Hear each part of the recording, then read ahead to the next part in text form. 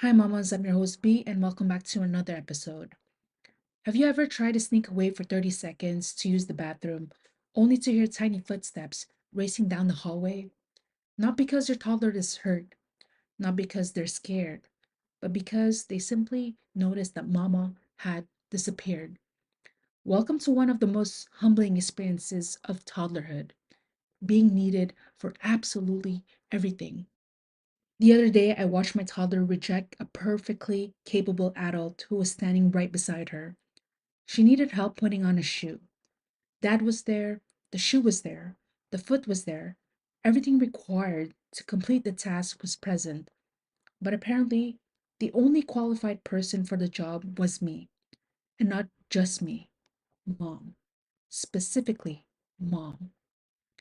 I think every mother eventually reaches a point where she wonders, why am I the chosen one for every snack request, every bedtime routine, every scraped knee, every cup refill, every mysterious crisis involving a stuffed animal? And for being honest, there are days when it feels flattering. There are also days when you would happily hand over your title and responsibilities for 20 uninterrupted minutes. Because being someone's favorite person is beautiful. Being someone's only acceptable person can be exhausting.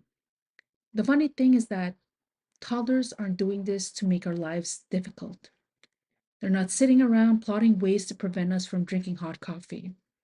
Although some days, the evidence suggests otherwise. What they're actually doing is something surprisingly sweet. They're seeking safety. When toddlers feel overwhelmed, excited, frustrated, tired, hungry, confused, or simply unsure about something, their instinct is to look for the person who feels most familiar, the person who helps their nervous system settle, the person who feels like home. For many children, that's mom. Not because mom is better, not because dad isn't wonderful, not because grandparents aren't amazing, but because toddlers often form a deep attachment to the person who has consistently helped them regulate their emotions over time. In other words, when life feels big, they run toward what feels safe. And sometimes that's why they demand that mom open the banana, even though someone else is standing right there, even though bananas do not care who opens them, even though the outcome will be exactly the same. To a toddler, it's not always about the banana, it's about connection. And I think that's something many mothers need to hear because it's easy to interpret clinginess as dependence. It's easy to worry we're doing something wrong. It's easy to wonder if we're somehow creating a child who can't function without us. But needing us is not the same as being incapable.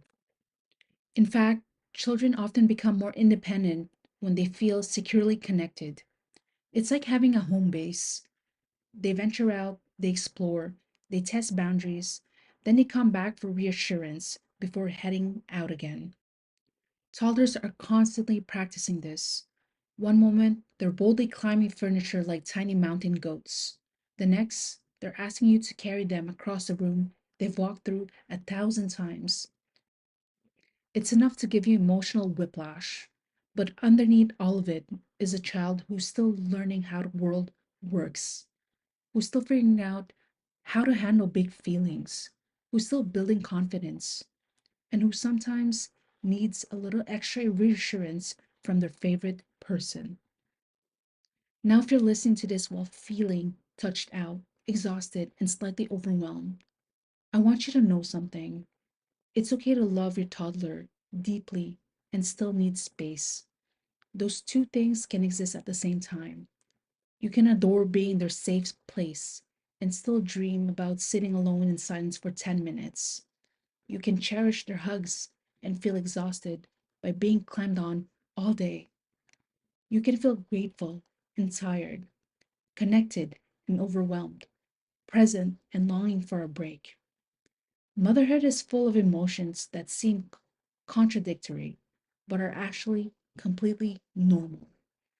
And I think many moms carry guilt around that. We tell ourselves that because our children need us, we should feel grateful for every second. But gratitude and exhaustion can coexist. Love and frustration can coexist. Joy and overwhelm can coexist. That doesn't make you a bad mother, it makes you human. One thing I've noticed about toddlers is that their need for us isn't really constant.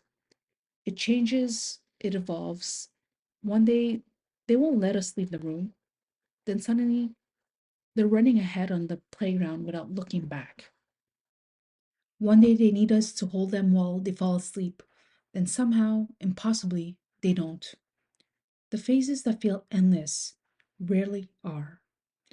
And while they can be comforting on difficult days, it can also catch us off guard.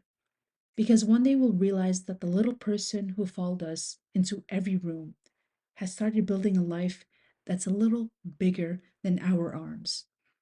That's the bittersweet part of motherhood. The very things that exhaust us are often the things we'll miss someday, not necessarily the tantrums. Let's not romanticize everything, but the tiny hand reaching for ours, the insistence that only mom can help, the feeling of being their whole world. Those moments don't last forever. So if your toddler currently needs you for everything, take a deep breath.